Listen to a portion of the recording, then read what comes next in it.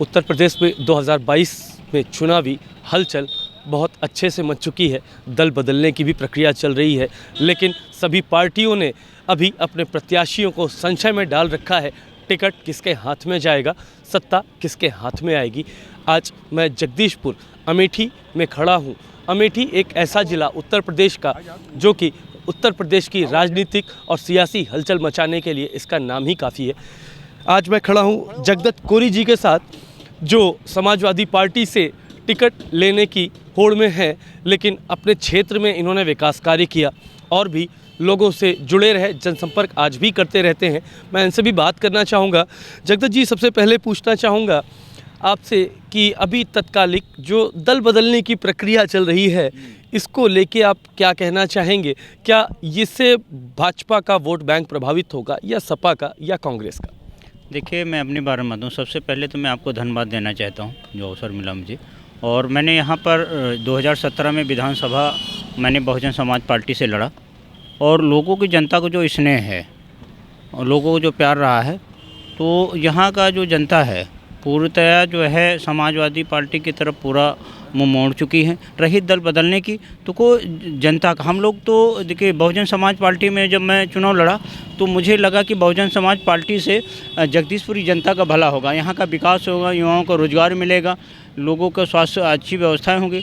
लेकिन जब कहा मैं चुनाव लड़ता रहा, और तो उसमें कुछ समय बाद मुझे लगा कि नहीं, अभी मुझे इसको बदलना चाहिए, और जगदीशपुर का विकास और यहाँ जो युवाओं का रोज़गार है, स्वास्थ्य व्यवस्था है, शिक्षण की व्यवस्थाएं हैं, सारी चीज़ें ये समाजवादी पार्टी में संभव है। माननीय अखिलेश जी के नेतृत्व में अगर काम किया जाए तो यहाँ का विकास हो सकता है। इसलिए हमने समय पर ही माननीय अखिलेश जी का दामन थामा और जगदीशपुर जनता के हित के लिए मैंने उनकी पूरी तरह समाजवादी पार्टी के लिए समर्पित रहा। सर, तत्कालिक परिस्थितियां, जैसे स्वामी प्रसाद मौर्य जी ने भाजपा छोड़ के सपा का दामन थामा, ये तो पार्टी की अंतर्कलह दिख रही है। लेकिन आज मुलायम सिंह जी की सबसे छोटी बहू अपर्णा सिंह यादव जी ने भी बीजेपी का दामन थाम लिया। इसको किस तरीके से लिया जाए? क्या अभी भी समाजवादी पार्टी में पारिवारिक अंतर्कलह है? क्या इससे समाजवादी पार्टी का वोट बैंक प्रभावित हो सकता है? देखिए, जो स्वामी प्रसाद मौर्य जी का है, देखिए नेता वो जो समाज से जुड़ा हुआ है, वो दलितों के नेता रहे हैं और दलित हित में हमेशा काम किया, बैकवर्ड में काम किया। उन्होंने जब बहुजन समाज पार्टी में रहे तब भी काम किया, जब बीजेपी में गए तो उन्होंने बहुजन समाज पार्टी के जो लोग हैं दलित है, बैकवर्ड, उनके लिए शायद काम नहीं कर पाए, उनका घुटन रहा, इसलिए उन्होंने समाजवादी पार्टी का दामन थामा है।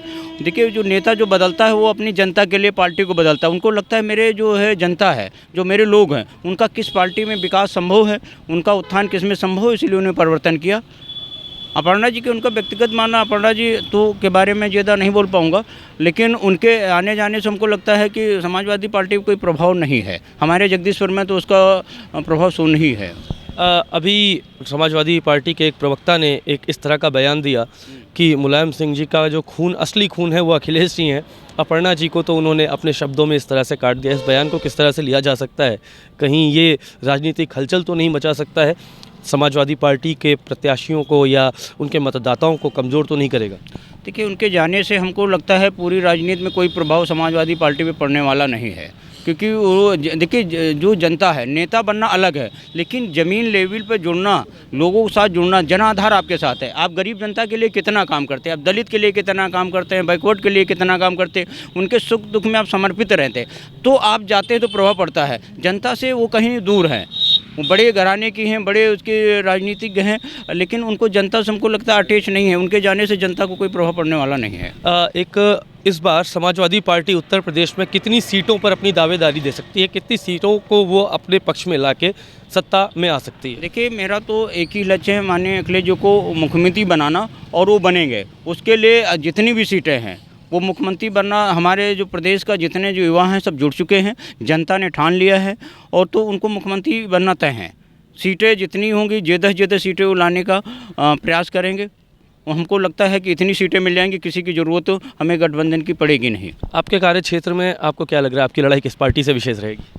देखिए, हमको तो लग रहा है कि इस समय ये जगदीशपुर का जो जनता है, आप भी क्षेत्र में घूम रहे हैं, युवाओं से विचार ले रहे हैं, बूढ़े बुजुर्गों से अभी ले, तो यहाँ पर जो यहाँ का जो बीजेपी का विधायक रहा, मंत्री भी रहा, उनसे पूरी जनता नाराज़ है। उन्होंने इतना अच्छा काम कर दिया है कि अगर आप चले जाओ बाइक से तो आप गिर जाओगे। रोडें बहुत ख़राब व्यवस्था है, स्वास्थ्य की व्यवस्था बहुत ख़राब है, उनका शिक्षण व्यवस्था बहुत ख़राब है। यहाँ पे लोग जो पढ़े लिखे हैं युवा हैं वो बेरोज़गार टहले, उन्होंने कभी ना लघु उद्योग पे काम किया, ना कुटीर उद्योग पे काम किया, तो उनकी जो 5 साल का कार्यशैली एक तो जनता पूर्णतः उनसे संतुष्ट नहीं रही। तो हमको लगता है कि वो जितनी जनता है, सभी समुदाय के लोग समाजवादी पार्टी की तरफ अपना मुँह मोड़ चुके हैं। तो और निर्णय ले लिया है कि 2022 में जो है यहाँ का समाजवादी पार्टी के विधायक निकलना निश्चित ही है। आपसे एक लास्ट बात करना चाहूँगा, ज़्यादा समय ना लेते हुए आप हमारे दर्शकों और अपने समर्थकों को, क्योंकि हमारा चैनल आपके भी क्षेत्र में बहुत अच्छे से चल रहा है, आप अपने समर्थकों और हमारे दर्शकों को ऐसा क्या संदेश देना चाहेंगे कोविड प्रोटोकॉल के ध्यान में रखते हुए, किस तरह से मतदान करें और प्रत्याशियों की किन विशेष चीज़ों को देखकर प्रत्याशी चुनें?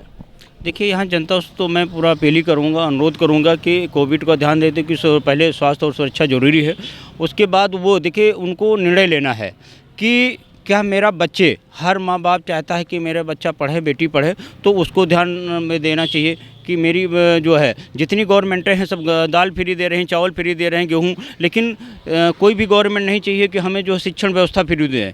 माननीय अखिलेश जी ने इस बात पे पूर्णतः मैं सहमत हूँ। उन्होंने पहली माननीय अखिलेश जी ने निर्णय लिया है, पहली गवर्नमेंट है जो निर्णय लेने का काम करने जा रही है कि अगर मेरी सरकार बनती है तो मैं युवाओं को जो शिक्षण है कि उसका शुल्क मैं पूर्णतः निःशुल्क करूँगा। इसके लिए मैं तो माननीय अखिलेश जी को बहुत बहुत मैं उसको बधाई देना चाहता हूँ जगदीशपुर की जनता की तरफ से। और यहाँ स्वास्थ्य की व्यवस्था अच्छी हो जाएगी। यहाँ पे डिग्री कॉलेज नहीं है, हमारे बच्चे कहाँ पढ़ने जाएं, तो डिग्री कॉलेज की अच्छी व्यवस्था होनी चाहिए।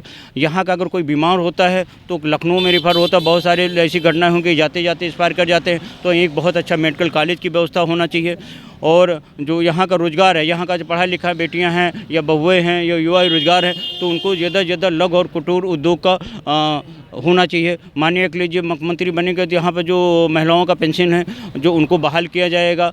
वो सबसे बड़ी जो दिक्कत है किसानों की, उन्होंने कि महंगाई बढ़ती जा रही है, तो उनको जो नलकूप में जो बिजली जितनी खर्ची होगी सिंचाई का वो पूरा फ्री करेंगे।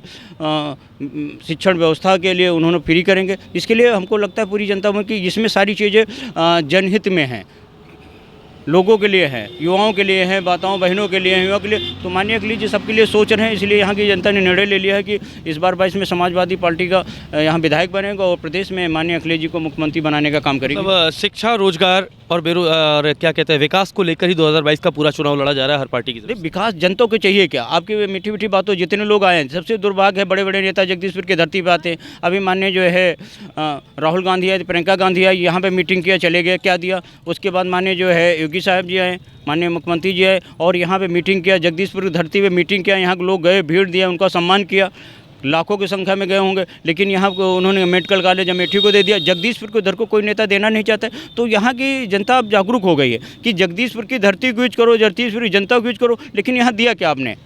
मीटिंग यहाँ कुछ नहीं दिया, तो जागरूक हो रही है, समझदार हो गई जनता। शिक्षा और रोजगार, किसकी है हवा, किसकी है बयार? 2022 चुनाव में किसकी होगी नैया पार, ये तो हमें 10 मार्च के बाद पता लगेगा। मैं अवनीश मिश्रा, जगदीशपुर से, कैमरामैन राज के साथ, लाइव इंडिया न्यूज़।